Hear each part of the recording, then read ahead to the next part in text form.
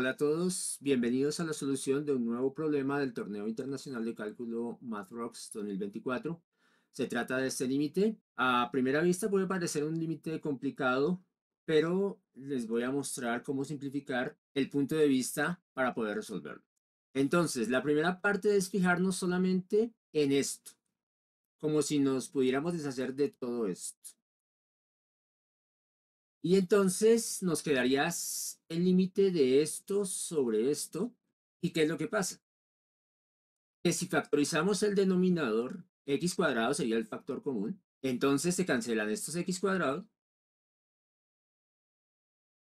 y por lo tanto este límite se reduce a esto. Y cuando x vale 0, ahora sí podríamos evaluarlo, todo esto se elimina, x vale 0, entonces esto da 0 y esto también da 0, de donde obtenemos finalmente a sobre 3. Y esto tiene que ser igual a 8. Por lo tanto, ¿cuánto tiene que ser A para que A sobre 3 sea igual a 8? Pues entonces A debe valer 24. Y la otra pregunta, entonces, ¿cómo nos deshicimos o cómo nos deshacemos de esto para que este límite se reduzca solamente a esto? Pues haciendo B, C y D 0, porque seno de 0 es 0, simplemente. Pero la pregunta no es esa, la pregunta no es cuánto vale A, B, C y D, sino cuánto vale A más B más C más D. Pues ahora sí es muy fácil, 24. Y esa es la respuesta a ese límite. Es una respuesta muy sencilla, pero hay que hacer este análisis de por medio. Y esta es la solución del profesor John, y efectivamente son equivalentes. Como la solución de este problema fue tan rápida, entonces vamos a solucionar también el siguiente problema del torneo. Este es el problema. Como pueden ver, se trata de un problema de tasas relacionadas o también lo llaman razón de cambio. Es decir, una aplicación de las derivadas de la derivada implícita específicamente. Entonces nos dicen que se tiene un globo esférico y se bombea aire para que su volumen aumente a una velocidad de 100 centímetros cúbicos por segundo. ¿A qué velocidad aumenta el radio del globo cuando el diámetro es de 50 centímetros? Vamos a comenzar por hacer un dibujo. Este representa nuestro globo esférico que tiene un radio que vamos a llamar R. Y ahora copiemos los datos del problema. Entonces nos dicen que el volumen está aumentando a una velocidad de 100 centímetros cúbicos por segundo. Eso matemáticamente se escribe de esta manera. Fíjense que asumimos que esto es positivo porque dice que el volumen aumenta. Si el problema hubiera dicho que el volumen disminuye, entonces acá simplemente colocamos un signo negativo.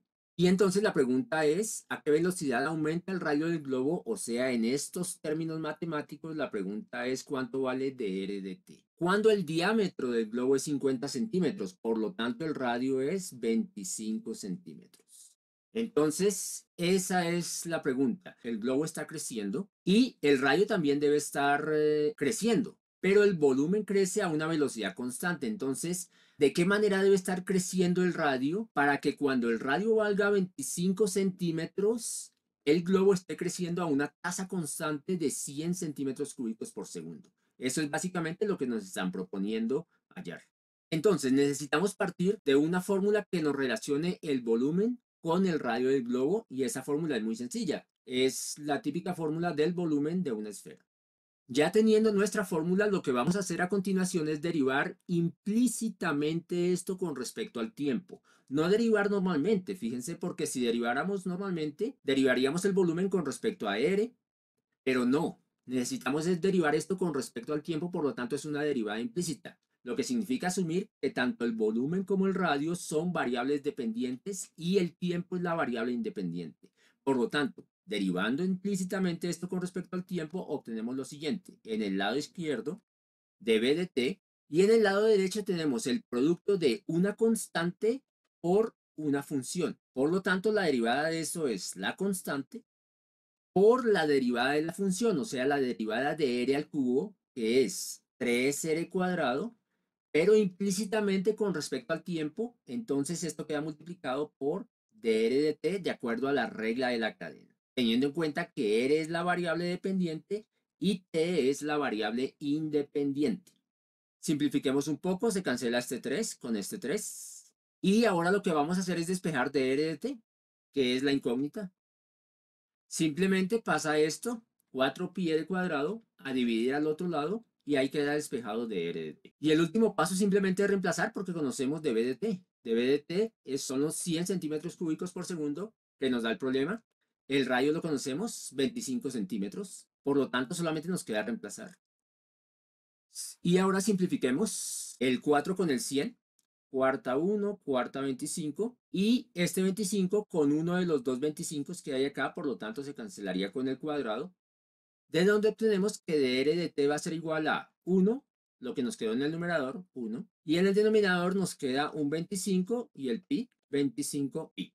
¿Cuáles son las unidades de ese resultado? Es R sobre tiempo, o sea, R en centímetros, sobre tiempo en segundos. Esta es la respuesta. 1 sobre 25 pi centímetros por segundo. A esa velocidad está creciendo. ¿Por qué sé que está creciendo? Porque este resultado nos dio positivo.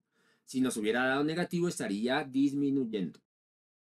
Comparemos esto con la respuesta del profesor John y vemos que efectivamente son equivalentes. Y finalmente, como hacemos siempre para cerrar este video, les dejo propuesto el siguiente problema del torneo, que es este. Calcular el volumen de una pirámide cuya base es un cuadrado de lado L y cuya altura es H. Pues obviamente lo correcto sería, en este contexto, hacerlo usando herramientas de cálculo, o sea, sólidos en revolución. La única diferencia es que la sección de nuestro sólido no va a ser circular, como típicamente sucede en sólidos de revolución, sino va a ser cuadrada. Pero igual, el método de sólidos en revolución también se puede aplicar a cualquier sección, incluso si es triangular, cuadrada, rectangular. Y entonces les voy a ayudar con la gráfica del problema. Lo más fácil es pintar nuestra pirámide de lado de forma bidimensional y de tal manera que el vértice de la pirámide coincida con el origen del sistema cartesiano.